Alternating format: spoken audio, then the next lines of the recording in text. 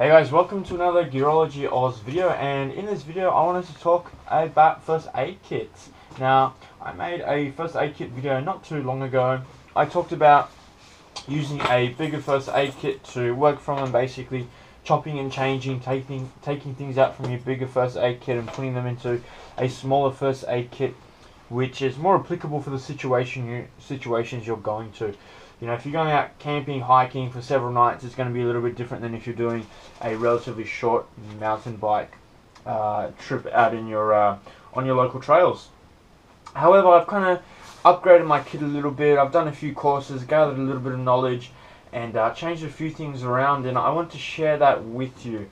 So I'm not going to talk about the bigger first aid kit or talk about what I've already mentioned in the previous video. I'm going to talk about my go-to first aid kit and how I've made it a more customizable, more easy to use, much more easy to use and much more user-friendly system.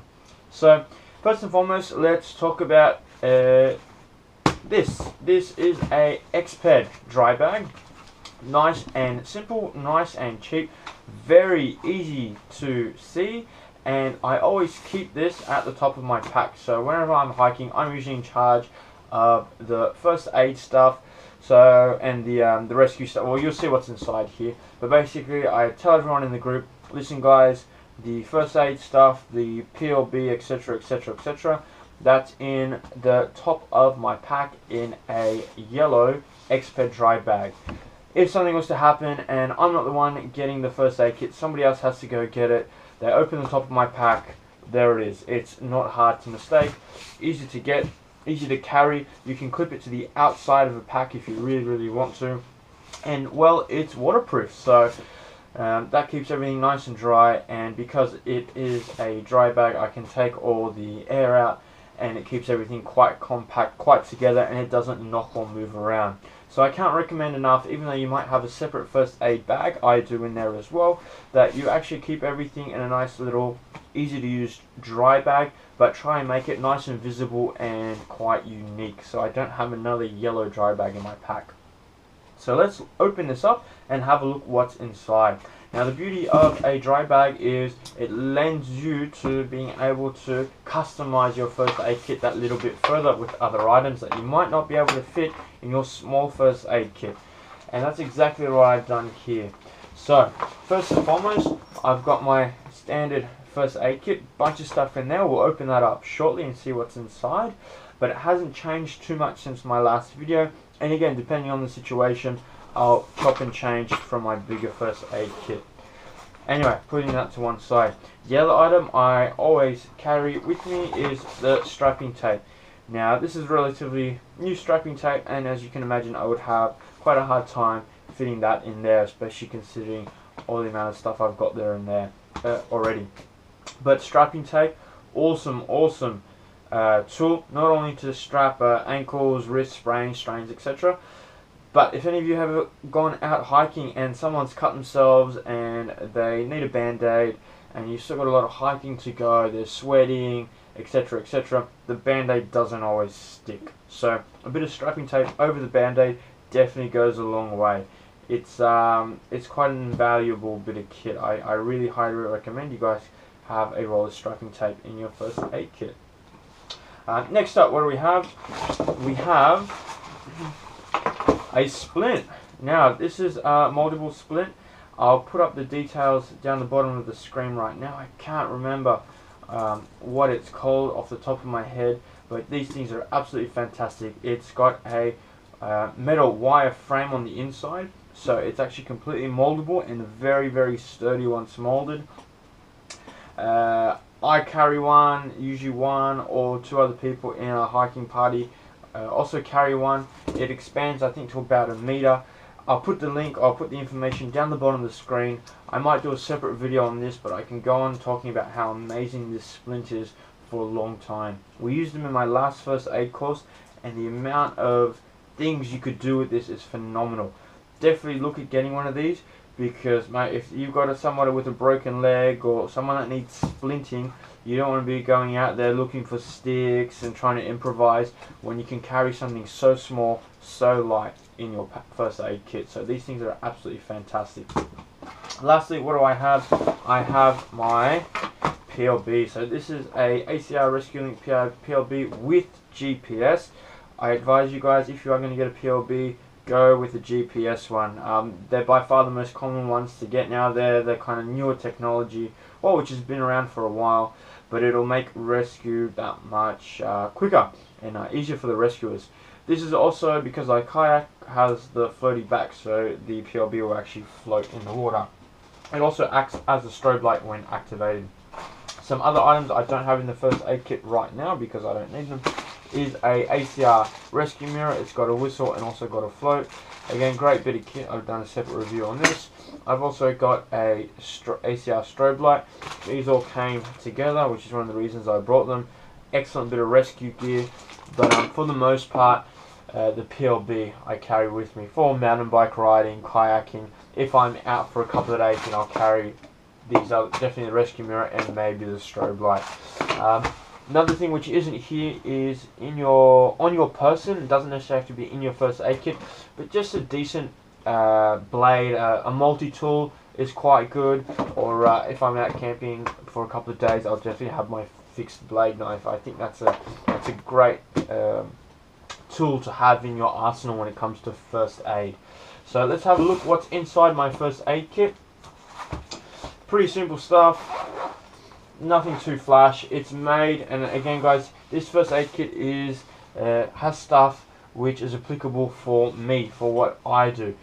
Very little of what's inside this originally came with the first aid kit, so I took everything out. I kind of thought, what am I doing? What are the kind of dangers or the most common situations, and packed my first aid kit accordingly. Now, another great thing about the Expert dry bag is, think about it, you're out in the bush or wherever you might be, and it's not clean. It's definitely not clean. It's dirty, etc. So you've got all this first aid gear, and you might need something on the bottom of the pack. There's a lot of little items there. You don't want to be laying them out in the dirt.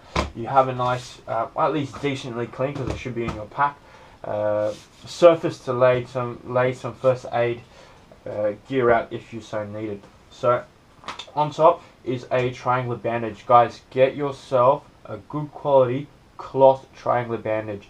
For the most part, the triangular bandages which come in standard first aid kits, super thin. They are crap. As soon as they're exposed to water, sweat, or need to be worn for a prolonged period of time, they are very likely to fall apart. Go to a pharmacy or what have you, and get yourself a cloth triangular bandage. Not only is this much better as a triangular bandage, it can also be used to double up as wound dressing to help if there's a heavy wound, lots of blood, etc.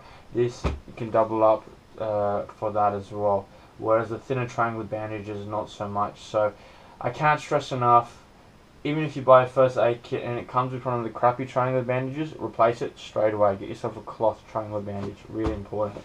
Next up, I have here a pressure bandage. This is specifically made for snakes or spiders.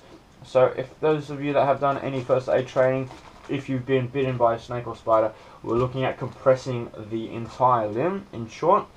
Now, it's important to get the compression correct, so you don't want to obviously wrap it up heaps tight and cut off circulation to the fingers, but you don't want it very loose, because we're looking at compressing the lymph nodes so the venom doesn't travel up into the rest of the body. Now, the great thing about having something specific for this, like you're asking what's so specific about this, is just a bandage which you wrap around. Well, here we have a green rectangle. Now, these are every couple of centimeters in the bandage. When you're wrapping the bandage, it gives you a guide as to how tight you should have it wrapped. The way you're going to know is by turning this rectangle into a square. Okay, so straight away you've got a visual indicator of how tight you should wrap the bandage. Now, think about your mates, or you've been bitten by a snake or spider. You're freaking out. You're going to be, trying to wrap it straight away. You need something simple to make sure you do the job correctly, because you don't want to be, the fingers are starting to go numb and now you have to loosen up the pressure, and it's just not a situation you want to be in. So spending a couple of bucks, get yourself a specifically made pressure bandage for snake, spider bites, etc. I can't recommend that enough. What else do we have? In the first aid kit up top is a blister pack. I have this separate, so I can just take this out of the first aid kit and go and apply the first aid, the blister pack to whoever needs it. Again, strapping tape comes in super handy when it comes to blisters, so I've got that. I have a bunch of band-aids.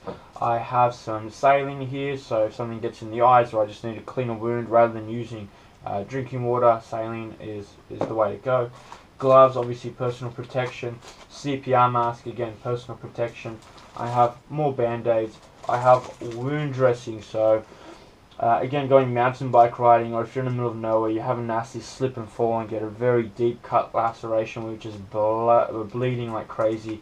I have 2 packs of wound dressing which will hopefully do the job, but again we have a cloth triangular bandage which can also assist in that. I have some more basically compression or crate bandages, because, well, you know, a common injury, rolled ankles, sprains, strains, etc. And again, if there are bites which have occurred, then you need to compress the limb. I have extra strapping for that just in case. Tweezers, removing splinters, and also, let's say, what's the word I'm after? From the bee, so the stingers from the bee. So that actually happened to me 2 weeks ago. I'm glad I have this in my first aid kit. And lastly, just a survival blanket or a foil blanket. I keep that at the bottom of the first aid kit. That's got a few good uses as well. So this is my first aid kit. In short, again, I chop and change a little bit, but 95% of the time it stays exactly the same. I've got the standard blue first aid kit, but again, I really urge you guys to kind of think outside the box a little bit, you know, with the strapping tape, and also here the splint which you can mold, and keep everything in a nice waterproof, easy to identify and easy to use bag. So I hope this video has been helpful for you guys. If you have any questions or comments, by all means leave them down the bottom. I'll do my best to answer them as soon as possible. But first and foremost, I hope you guys got something out of this. Thank you for watching, and enjoy your trip.